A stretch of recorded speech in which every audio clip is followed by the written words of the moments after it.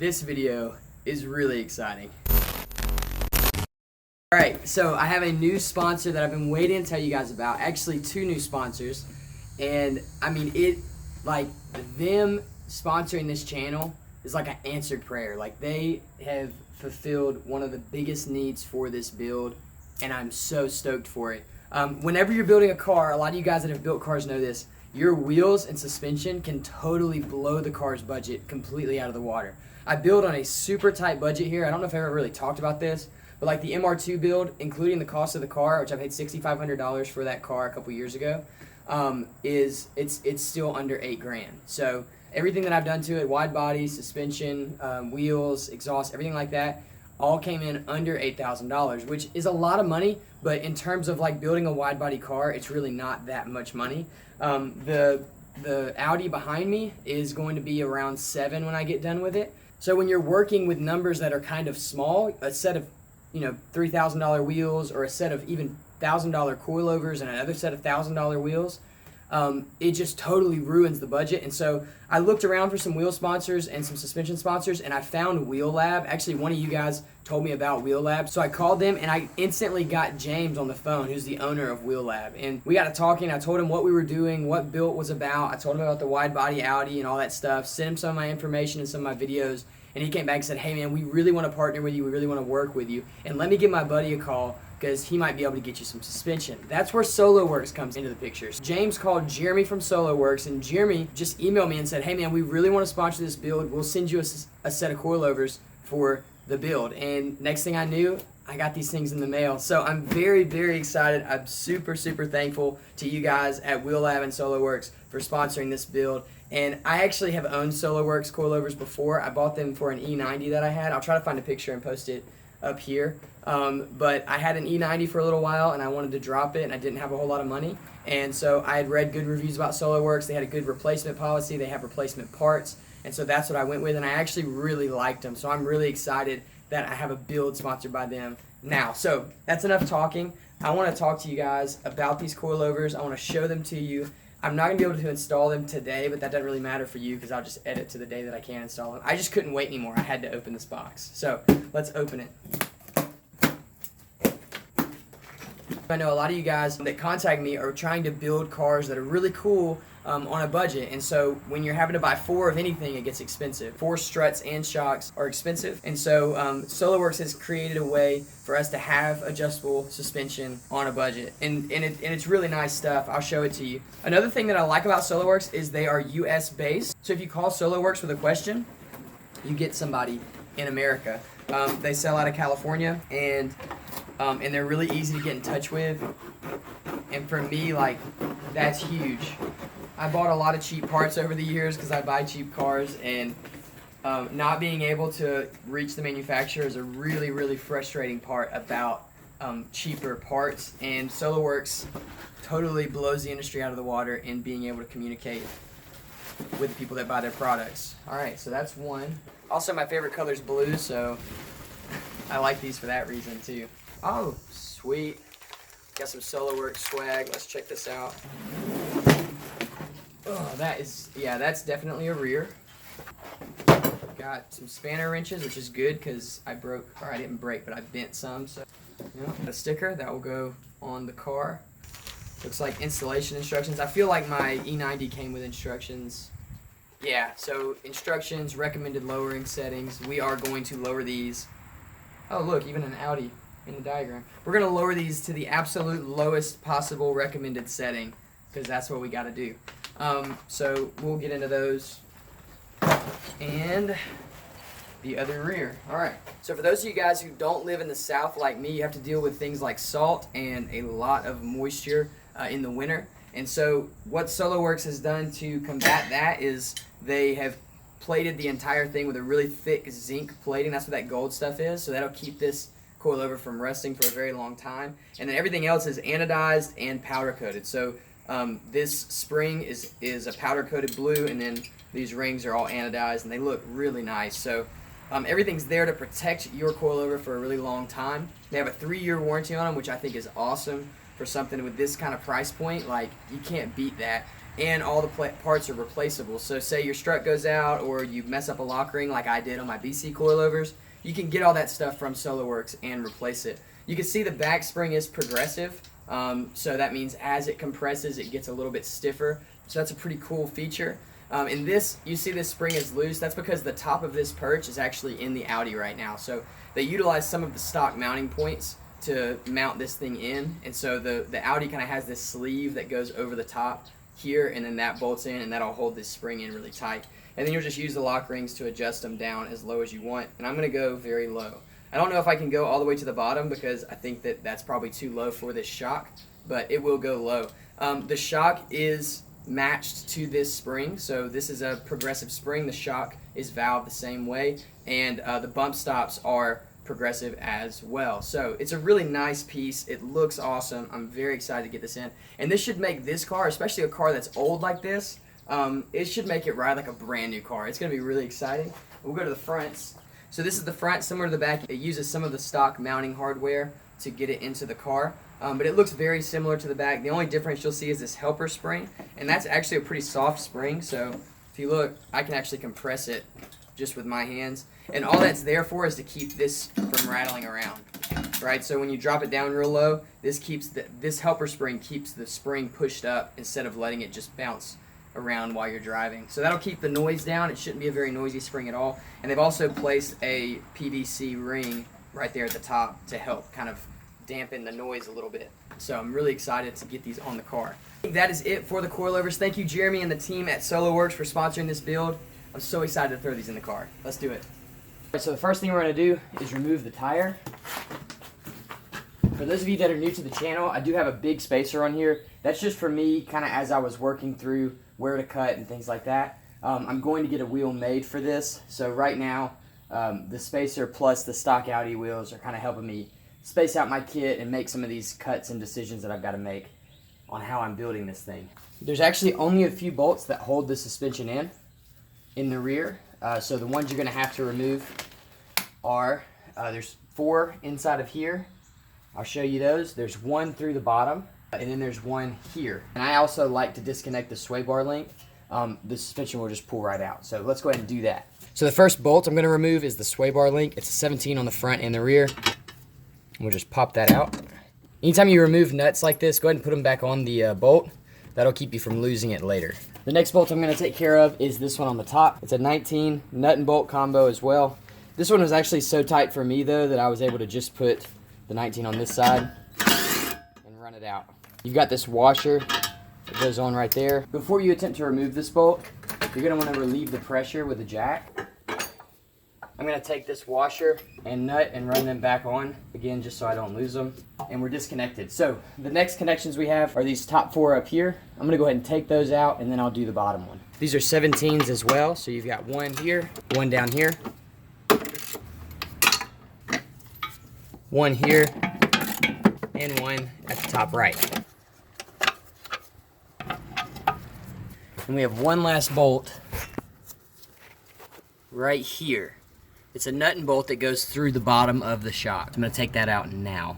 This one's a 19 as well, so you're going to put your driver on the left side or your socket wrench and a wrench on the right side. There's a cable in the way of putting a socket on the right side, so that's why you want to use the wrench on that side. We're just going to hold the shock and push the bolt through. From there, same thing, make sure the nut goes back on the bolt. You can push it all the way back through if you want to. I'm going to leave this one out from the car. There we go. I'm also throwing the jack underneath the spindle just so my brake lines and stuff aren't under any stress while I'm doing this work. So because my springs are cut, I'm going to be able to just disassemble this shock without any sort of spring compressor. The other one I won't. So I'll show you how to use the spring compressor on the next one. This one I'm just going to undo everything and it'll just fall apart. Because you can see I don't have any tension on these springs. So this is a 19 mil as well. You're probably noticing a trend. All you're going to need is 19 and 17 on this. Undo that bolt. And pull our mount away. We're going to reuse that. Now this is where if you have a spring compressor, you would undo the spring compressor, pull your stock spring off, and that's your original shock. So with the SoloWorks kit, what you're actually replacing is that shock and your spring. So you can see these shocks have definitely seen better days. They're very rusty, very old, very worn out. I am excited to get some new equipment in here. However, I do have to reuse this old shock mount. So the SolarWorks shock and coilover will go into this mount and bolt through the exact same way as this one did. But it looks really crappy and old, and so what I'm going to do is give this thing a coat of paint real quick just to freshen it up so that I'm not putting this brand new awesome shock into a very old nasty looking piece.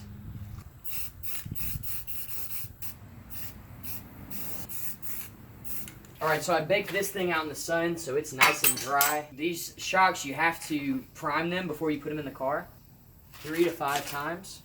So that's 2. Let it come up on its own weight. 5. There we go.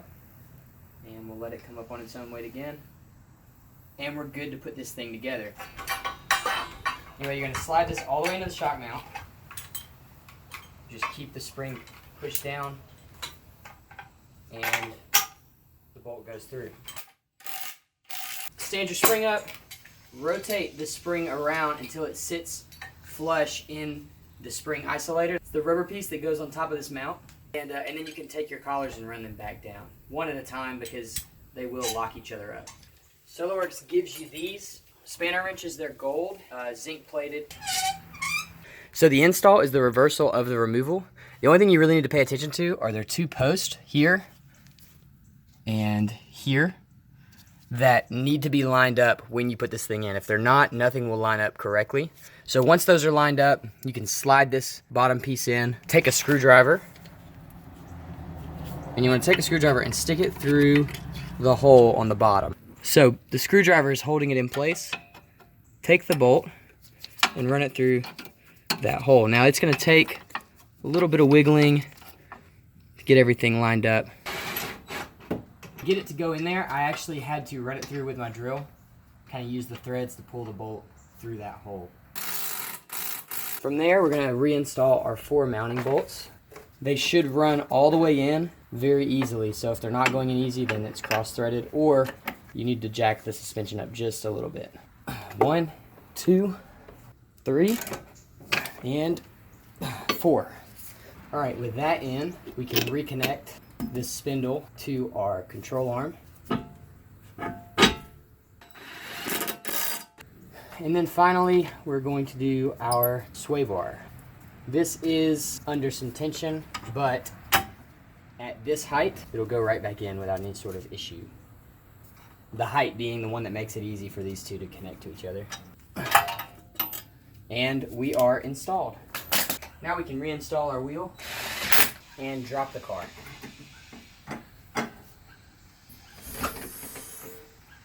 Alright, so this is an unsettled ride height, meaning the suspension will probably settle a little bit over time. And it looks a little bit lower than with my cut springs. As far as actual lowness comes in, let me check. Alright, so we're supposed to be about 12.5 from the fender to the center of the wheel. And my fender's gone, so I'm gonna have to ballpark it. So I'm probably gonna come down another 1/4 of an inch, which I'm gonna go ahead and do now because I might as well.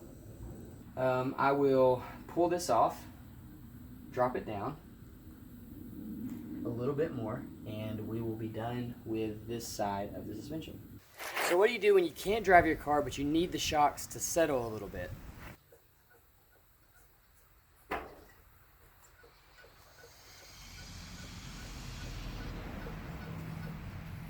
Ugh. I think I've got to come down 3 inches, which is a lot. That's all right. It's never ending, guys. All right. But I do think 3 is going to be the magic number. Cool. Let's go to the front.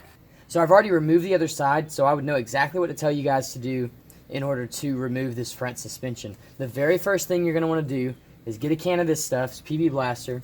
And there's a few spots you're going to want to spray. All right. So the top bolts are okay. They'll come out pretty easy. There's a bolt right here that holds the strut to the control arm. You're going to want to spray that. Give that a good healthy shot of PB. Spraying it on both sides so that it gets in there really good. These 2 pinch bolts, I sprayed them and they came out. Before I sprayed them, they didn't, so I'm going to go ahead and spray those.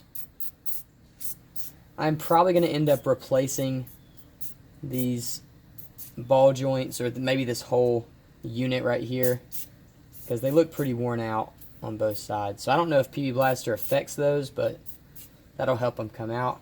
Spray this bolt here, the pinch bolt that locks those in. Back down to the bottom, another mount you're going to want to hit is this sway bar link. It's kind of a weird C linkage. I took away the top on the other side, so that's what I'm going to do on this side. The bottom may be better, I don't know, but the top will work. That's going to give us a little more room to wiggle this strut out. Okay, so with our PB Blaster on there, I'm going to go ahead and loosen this bolt up. It's a 16mm bolt and nut combo. So I'm going to throw my wrench on the back here, and then socket on the front. You're going to want a very big wrench for all of this stuff. So the next part of this equation is this bolt down here. It is an 18mm, so I'm going to start with an 18mm wrench and just try to break it loose, get some of that grime out of the way. That didn't work. So I'm going to throw this 18 on here, and then I've got a 21mm that I'm going to use for a little bit of extra leverage because this thing is stuck on there.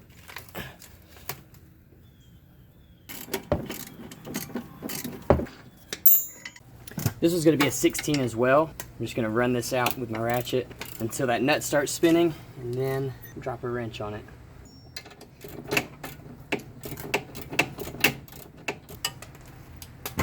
Come to think of it, you should definitely remove the bottom link of that because there's way too much stuff in the way for this one, but I've already got it out. So I'm going to work that bolt out and get this sway bar disconnected. There it goes. Alright, so that gives us a lot more movement. We are disconnected mostly. Now we're going to run this bolt out of the bottom. We'll pull these pinch bolts out, and the strut should slide right out with a little bit of wiggling and persuasion. Also, my sledgehammer is not at my house right now. I brought it to a friend's house and then left it there, so all I've got is my slide hammer, but I think it's going to work. This bolt is going to hit the lower control arm, or one of them, when you pull it out, so you kind of have to wiggle it a little bit. We gotta pause this video for a second so we can talk about this. This pinch bolt is seized up, and a lot of you guys that have Audis that live up north already knew this was gonna happen to me, but I'm not used to this kind of stuff because I live in the south, so we don't get a lot of seized up, rusted up stuff. But this car came from Maryland, the Sunshine State, and so this is seized up, and I've already screwed the bolt up trying to get it out, so I'm not worried about messing the bolt up. I've just got to get it out. So I've got a method that I think is going to work. I've hammered on it really, really hard. I know I should have put the nut on there before hammering on it, but I didn't. So I've got a little bit of space over here. I'm going to try backing it out and just getting this thing out, and I'll just replace it. The goal is to not use heat. We'll see how that goes. But I have wailed on this thing. It's not moving. I've used tons of PB Blaster. That's why all this looks real greasy. And it's still not moving, so I'm going to try to slowly back it out with a impact driver and some prying. I'm videoing it because if it works, I think this will help some people.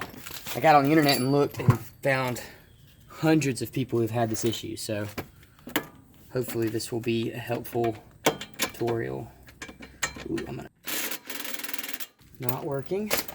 So I'm going to try to do this manually, which will take some time. The other one I actually had to do this. I had to pry it while running it out, and that did work. Let's see if we can get it to work again. I'm going to time-lapse this because this is going to take a while. Alright, so I'm going to walk you through what I did. I backed it out with the drill. It's a hammer drill, 20 volt, but I backed it out, and I used a wrench to kind of put some pressure on it to get it to back out a little bit. And then once I got it backed out some, I ran it back in and back out several times to kind of clear out any dirt or corrosion that was in there. And I got it backed all the way out to the end of the bolt. What I didn't do is put a nut on the end of this bolt, which would have been really smart before I started hammering on it. So the head kind of mushroomed out a little bit and won't go through that hole. So once I got it kind of loose in there, I cut the head off on this side. And I'm going to use a tool that I made to pull it out from the other side. But first I've got to turn the wheel so that this has a little bit of space. So some of you guys who have been watching the channel for a little bit longer will know what this tool is, but I use it for removing CV axles. It's basically vice grips on the end of some threaded rod with the head of a sledgehammer as the pull or the hammer. So I'm going to grab this head with the vice grips and yank it out, hoping that this works. This is very much a last-ditch effort. If this doesn't work, we're in trouble. But I think it's gonna work. This tool has never let me down. All right. So now I'll take this slide hammer, this sledgehammer part, and slide it back into the washers on the back. Hopefully, this will come out. There you go. One pinch bolt. So I'm definitely gonna have to replace that. But it's out, so I can keep moving on this suspension. I think I'm gonna pause for today. That was pretty frustrating, and pick up tomorrow. Next, we're gonna move up top, and there are 3 16mm bolts up here. One here, one on the other side of this box, and then one right here underneath this wiring loom. I'm gonna try to get them out without removing anything. And these should not be very tight.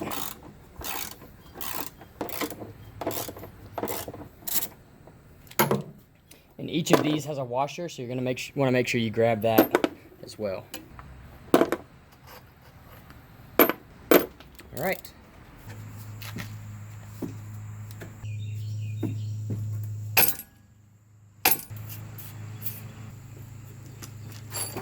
All right, finally got it. I would say that if you're planning on doing this to an older Audi, coilovers in general, not SoloWorks, anybody, you're going to want to definitely consider replacing these. I'm going to replace them. I'm not going to do that today, so I'll reinstall everything before I get this car back on the road. I'm going to replace at least my upper control arms, maybe all of them. Definitely the uppers though, because those ball joints look awful. All right, and that is it. First, we're going to remove this top perch. All right, this is a 13. What's that doing? That's for cleaning this stuff. It'll hurt you. Don't touch it. And 2, and then this should pop off. Okay. You can get these at most any parts store. They'll rent them out to you. So you have to pay like $60 to rent them. But they give it back to you when you show back up with the part. Then you just run the spring in. That should do it. Alright, so here's my setup. We've got a screwdriver with a 1/4 inch socket end. I'm going to slide my spark plug socket over that. Then a small socket that will hold this Torx bit right there. Torx bit into the end of a shock. Slide this socket down. Try to get it to seat. Yep. Okay, so I can just hold the screwdriver. It's a 19.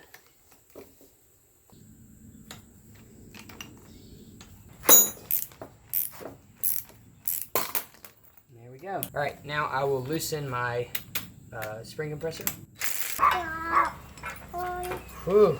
This piece is aluminum, so I'm gonna hit it with a wire brush to kind of clean it up. This is what the other one looks like after being cleaned, so you can tell a huge difference. That's just from hitting it with this wire brush.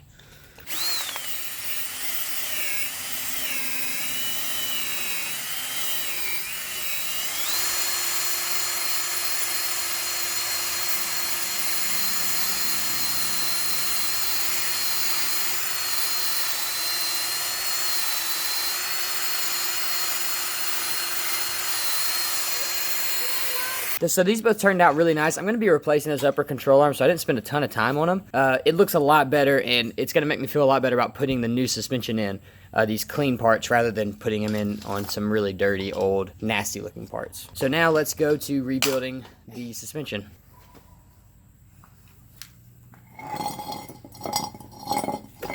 Okay, I grabbed both of these SoloWorks coilovers just to make sure that they were exactly the same. And they are, so it shouldn't matter which one I use for each side. Instead of using our Torx trick, I'm going to take this Allen, because the top of the SoloWorks strut is an Allen key. That fits right there. Then we're going to find another spark plug socket that'll fit onto this. To start with, I'm going to run these collars down a little bit just to give me some more room so I don't have a spring pushing against my working space. And we'll take our spring seat, line it up with our spring, and slide it on. This has little grooves cut in it, so you know which way it goes.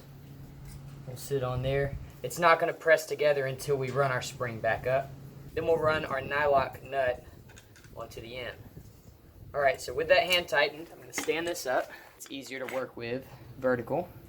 We will take the appropriate socket. This one is 7/8 of an inch. So then we will take our Allen key, and that is in. I'll hold that with the vice grips, stick the wrench on our socket, and start to work it down. Snug it up real good, and we're in. So you'll notice there's a gap here. These shocks are threaded a lot more than they're actually supposed to be lowered. So I'm gonna raise the spring up until it fits snugly here. If you don't raise it up till it fits snug, when you hit speed bumps and the shock completely unloads, you're gonna have bouncing happening. So, all right, so with that mounted up, I'm gonna run my coils back down so I can get pressure back on my springs. Now I want these to be basically as low as possible. I'm gonna get enough pressure to keep the spring from jumping around in its spring seat, and then leave it there. See what we're looking like. I've got to raise them, that's okay. These are also going to look a lot taller than they actually are because of the helper spring. Remember that helper spring doesn't have a lot of tension on it, so it's going to compress most of the way when you put this spring on. Okay, with our top mount fastened, now it's time to reconnect the perch.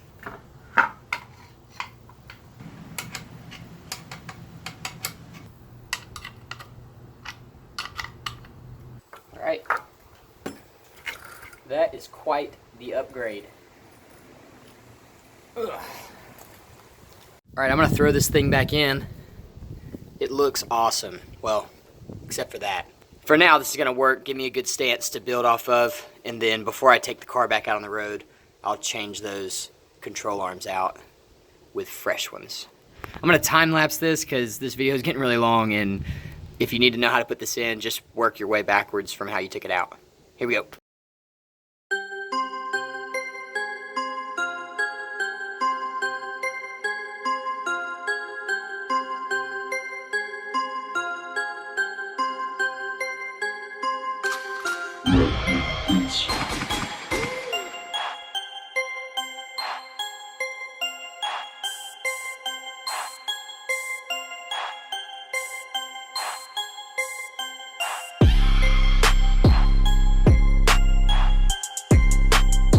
So the max recommended setting here is going to be 12.5 from the center of the wheel up to the fender.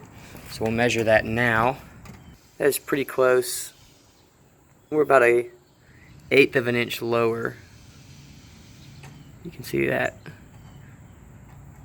So we're about 12 3/8, which I think is probably close enough. I'll go check the other side. This side's right at 12.5 from the center of the wheel to the fender. So that's going to be our max low setting. And you can see, I mean, the front is pretty low. So that puts the stock bumper